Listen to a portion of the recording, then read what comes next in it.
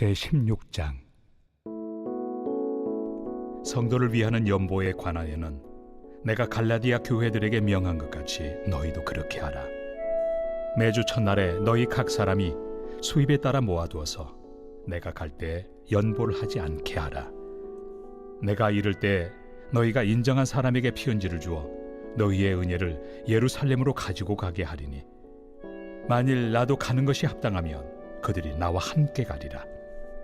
내가 마게도냐를 지날 터이니 마게도냐를 지난 후에 너희에게 가서 혹 너희와 함께 머물며 겨울을 지낼 듯도 하니 이는 너희가 나를 내가 갈 곳으로 보내어 주게 하려 함이라. 이제는 지나는 길에 너희 보기를 원하지 아니하노니 이는 만일 주께서 허락하시면 얼마 동안 너희와 함께 머물기를 바람이라. 내가 오순절까지 에베소에 머물려 함은 내게 광대하고 유효한 문이 열렸으나 대적하는 자가 많음이라. 디모데가 이르거든 너희는 조심하여 그로 두려움이 없이 너희 가운데 있게 하라. 이는 그도 나와 같이 주의 일을 힘쓰는 자임이라. 그러므로 누구든지 그를 멸시하지 말고 평안히 보내어 내게로 오게 하라. 나는 그가 형제들과 함께 오기를 기다리노라. 형제 아볼로에 대하여는 그에게 형제들과 함께 너희에게 가라고 내가 많이 권하였으되 지금은 갈 뜻이 전혀 없으나 기회가 있으면 가리라.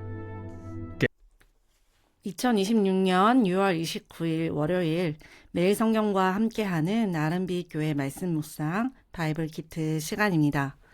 오늘 본문은 고린도전서 16장 1절에서 12절 말씀입니다. 사랑하는 성도 여러분, 성경에 등장하는 연보에 대해서 어떻게 이해하고 계시나요? 연보의 사전적인 의미는 내놓을 연에 돕다 보자를 써서 자기의 재물을 내어 다른 사람을 도와준다는 뜻입니다. 즉 필요한 곳을 돕기 위해 자발적으로 내놓는 헌금이나 구제금을 말하지요. 사도 바울은 이 바울서신에서 연보를 다양한 의미로 사용하는데요.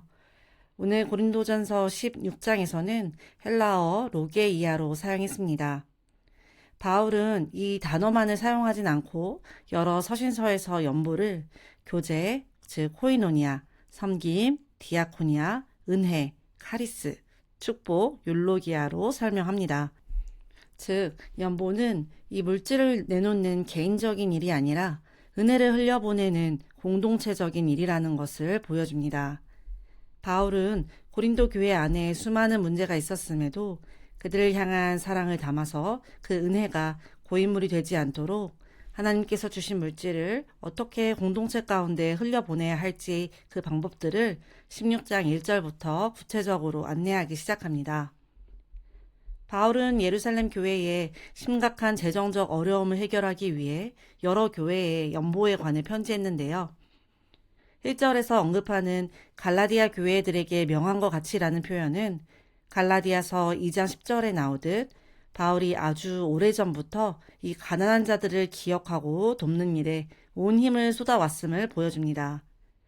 이것은 복음을 전하는 것만큼이나 세워진 교회가 흔들리지 않도록 든든하게 세우는 일이 매우 중요했기 때문입니다. 바울은 이 연보하는 일에 구체적으로 3가지로 권하는데요. 첫 번째는 매주 첫날, 즉 주일에 하라고 권면합니다. 왜 바울은 매주 주일에 헌금을 하라고 한 것일까요? 주일은 예수님이 부활하시고 제자들을 찾아와 교제를 행하신 그 날을 기억하라는 것입니다. 우리도 매주 주일 아침이 되면 어떤 마음이 드시나요? 지난 한 주간 우리가 말씀대로 살지 못한 여러 마음속에 무거운 죄짐들이 생각나지만 그런 우리를 한없는 자비로 용서하시고 두 팔 벌려 안아주시는 우리 주님께로 나아오듯 그렇게 예배의 자리로 나오지 않으시나요? 그렇게 하나님의 크신 하나님의 은혜와 자비가 너무 감사해서 우리는 마음 다해 주님께 연보하게 됩니다. 둘째로 모두가 함께 참여하십시오. 바울은 매주 각 사람이 참여하라고 강조합니다. 헌금이 많고 적음이 중요하지 않습니다. 이것은 오늘날 우리가 드리는 이 예배의 본질과도 깊이 맞닿아 있는데요.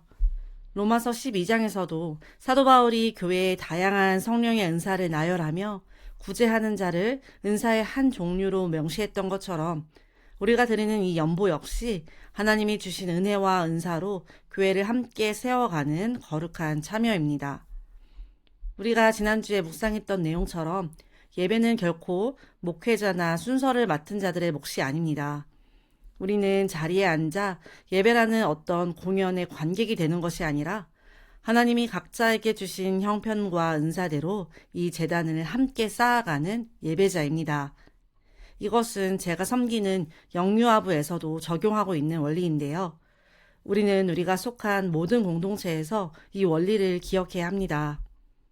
내가 드리는 작은 연보, 내가 처소에서 드리는 소리 없는 기도가 모두 모여서 하나의 온전한 그리스도의 몸을 이룹니다. 예루살렘 교회에 전달할 때 개인의 이름을 거론하지 않고 공동체의 이름으로 섬긴 이유가 여기에 있습니다.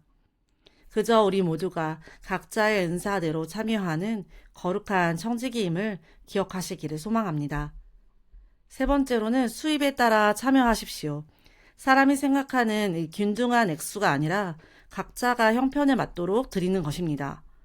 예수님께서 2렙돈을 드린 과부의 중심을 보시고 칭찬하셨던 것처럼 우리가 강제로 내는 것이 아니라 기쁘고 자원하는 심정으로 드려야 합니다. 또 바울은 이 연보가 정직하고 투명하게 전달되도록 여러분이 신뢰할 만한 사람을 세우라고 합니다. 재정의 문제로 공동체가 시험에 들지 않도록 모든 것을 투명하게 행하도록 애쓴 것인데요. 오늘날 우리 교회도 성도들의 삶 가운데 이러한 바른 기준과 투명성이 온전히 세워지기를 소망합니다. 또한 바울은 5절부터 그의 선교에 대해서 이야기합니다. 바울이 2차 선교 여행에서 세운 이 빌립보, 데살로니가, 베레아 교회가 있는 마게도니아 지방에서 충분한 시간을 가지고 그들을 가르치지 못하고 유대주의자들에게 쫓겨났기에 늘 아쉬운 마음이 이 교회들에 있었습니다.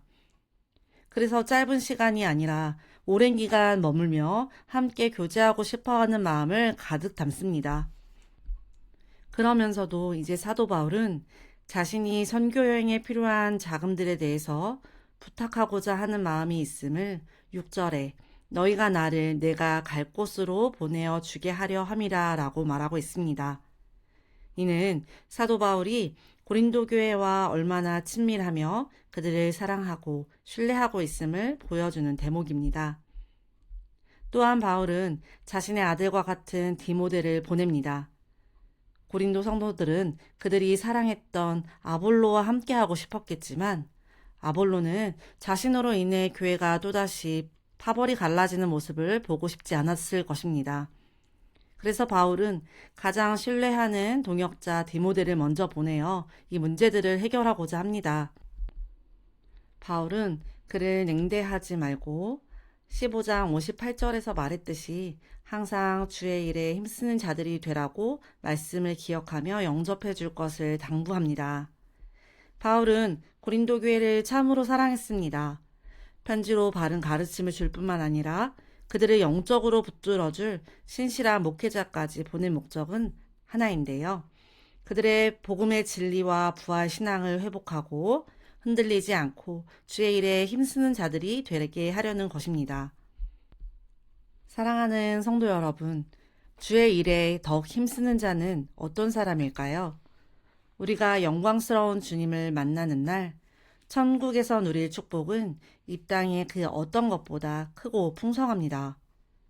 주의 일에 힘쓰는 삶이란 이미 우리에게 약속으로 주어진 그 풍성하고 넉넉한 삶으로의 초대에 기쁨으로 응하는 삶입니다. 저는 개인적으로 때때마다 제가 바라는 모습을 꿈꾸곤 하는데요. 요즘 제 꿈은 넉넉한 사람이 되는 것입니다. 매일 주시는 하나님의 말씀으로 인해 영육이 건강한 넉넉함을 지닌 성도가 되는 것이 저의 꿈입니다. 요즘 세상은 참 예민합니다. 누가 내 것을 빼앗아가지 않을까 전전긍긍하거나 반대로 남의 일엔 관심이 없고 내 일만 잘하면 돼라며 마음의 문을 닫아버립니다. 슬프게도 이런 모습은 세상뿐만 아니라 우리 안에서도 종종 발견됩니다. 우리가 누군가와 교제할 때 마음이 너그럽고 여유로운 사람을 보면 참 편안해집니다. 그 여유는 어디에서 올까요?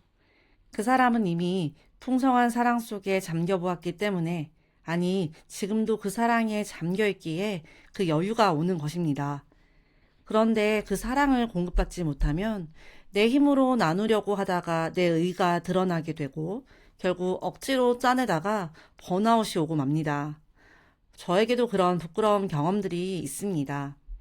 그러나 오늘 말씀을 의지하십시오.